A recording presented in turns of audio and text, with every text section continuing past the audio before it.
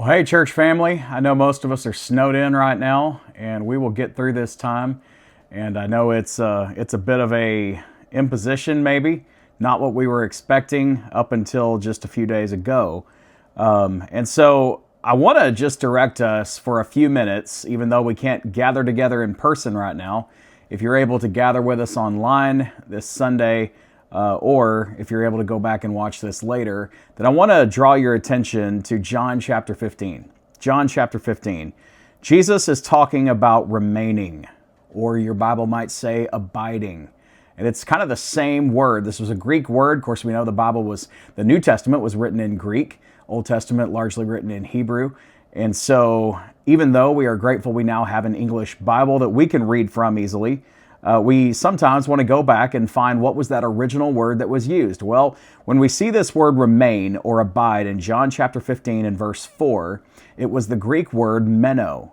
And what it meant was to abide, to remain, to stay, to dwell, or to continue. So kind of we get the full picture of what Jesus is trying to teach us here in John chapter 15. So as most of us are snowed in, the roads are closed, our plans have changed, or been postponed. I know many of us had games. I was supposed to coach a game this Saturday. Of course, that got rescheduled. And whether we like it or not, we're being told we need to remain inside. Sometimes we're telling ourselves you need to remain inside. The roads may not be safe to travel, or whatever hazards this weather has brought our way is causing us to mostly stay inside for a couple of days. So I've been thinking about this over these last couple days, and what if this idea of remaining is not an inconvenience, but it's an invitation? And I think that's what Jesus was expressing to us here in John chapter 15. He says, "Remain in me," verse 4, "and I in you. Just as a branch is unable to produce fruit by itself unless it remains on the vine, neither can you unless you remain in me. I am the vine. You are the branches. The one who remains in me and I in him produces much fruit, because you can do nothing without me." Our two boys, Austin and Bo, have memorized that verse, and occasionally at our family devotional time before we tuck them into bed, we'll have them say this verse along with some others. And I love how they do it. They say, "Because you can do nothing without me." It really emphasizes that idea that, look, apart from God, we can do nothing of true eternal value. He is the access. He is the key that unlocks the eternal world. And we only get access to that through Jesus. So, Jesus is not raising his voice here.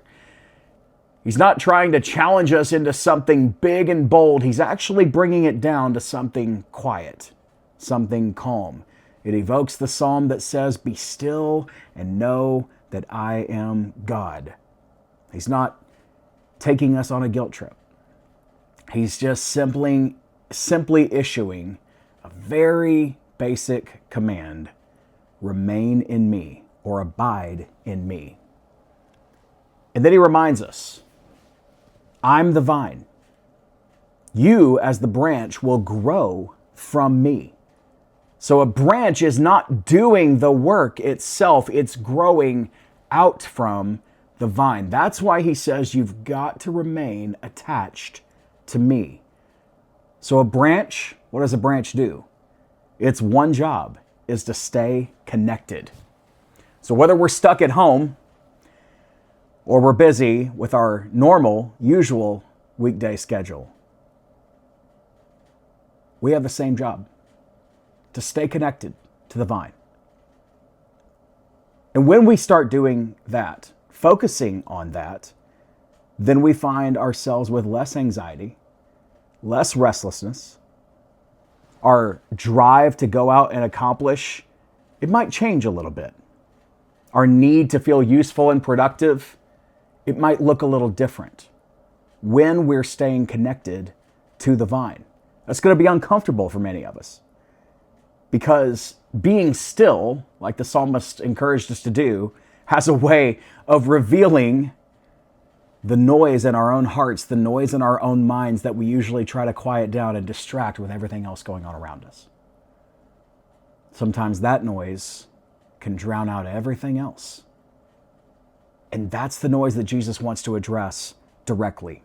I'm thinking of Luke chapter 10 and the story of Mary and Martha. Many of us who have been in church for most of our lives are familiar with this story. And if you're not, that's okay. Jesus went back to his hometown to visit some of his best friends, Mary and Martha and their brother Lazarus. And he comes into their house and it's a big party and everybody's having a great time and everybody's so excited to see him. And the two sisters, Mary and Martha, responded or reacted very differently to Jesus' visit. Mary was so overjoyed at seeing the Son of God, whom they knew well, lifelong friends, come and visit her house, that she just sat down and said, Jesus, I'm so glad you're here. Just teach me. I just want to listen to you. I want to listen to you talk. I don't want to miss a thing of this time with you, this experience. Martha, on the other hand, responded differently, didn't she? She was so distracted by her task. And in chapter 10 of the Gospel of Luke, in verse 38, says, Martha was distracted by her many tasks, but Mary sat at the Lord's feet and was listening to what he said. Martha wasn't being lazy. She was being responsible. She was serving Jesus. Isn't that what we're called to do? We're called to serve God. That's literally what Martha was trying to do in that moment. Her heart was in the right place, and yet her heart was also not in the right place. It missed what was most important. And that's what Jesus said to Martha. It seems that he addressed her gently and he said, Martha, Martha, you're worried and you're upset about many things, but only one thing was truly necessary. And Mary chose that.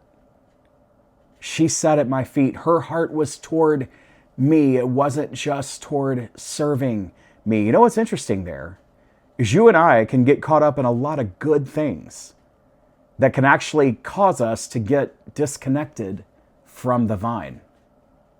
It can cause us to stop abiding or remaining in Jesus. We can be so busy trying to keep all his commandments that we read in the scriptures, trying to do all the work that we feel like he's laid out for us to do, trying to keep up with all the things that God has given to us in our life, that we forget that really the main pursuit is him. It's a relationship with him.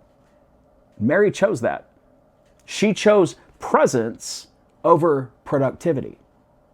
Martha was so concerned with being productive, she missed just the presence of Jesus.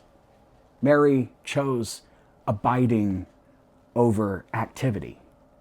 Martha was so caught up in, I've got to go do something. I got to get this all taken care of. And some of us are just wired that way. And others, it's just easier to sit down and say, you know what? I'm just going to sit here right in this moment. I'm going to be with Jesus right now. I'm going to soak in everything that he has to teach me. Everything else can wait. So Jesus doesn't shame Martha, but he invites her, just like he invited all of us in this passage in John, to rest in him, to abide in him, to remain in him, to stay connected in him. And so maybe in your life, maybe there's been a time when you were connected very closely. Maybe you've gotten a little disconnected. And that's why Jesus says remain. Stay there. Don't break the connection. The connection can always come back, but don't break it. Because if we want the fruit that will grow from God, we read about the fruit of the Spirit: love, joy, peace, long-suffering, gentleness, goodness, patience. All these things that we need in our lives, our souls know we need them. Our relationships know we need them. Our spouse knows we need them. Those in our life that interact with us on a daily basis, they know we need this fruit of the Spirit, and we want it. But often we don't see that fruit because we've become disconnected and we're not remaining, we're not abiding. So let's take advantage of this time, these snow days. I don't know if school is going to be canceled on Monday. I'm sure we'll know that soon. But listen, whatever our situation is in the next hours or days that come, and then as we get back into regular life, let's abide in him. Let's remain in him. Slow our pace. Soften those reactions. Loosen our grip. Hands open. Eyes up. And God, teach me to abide.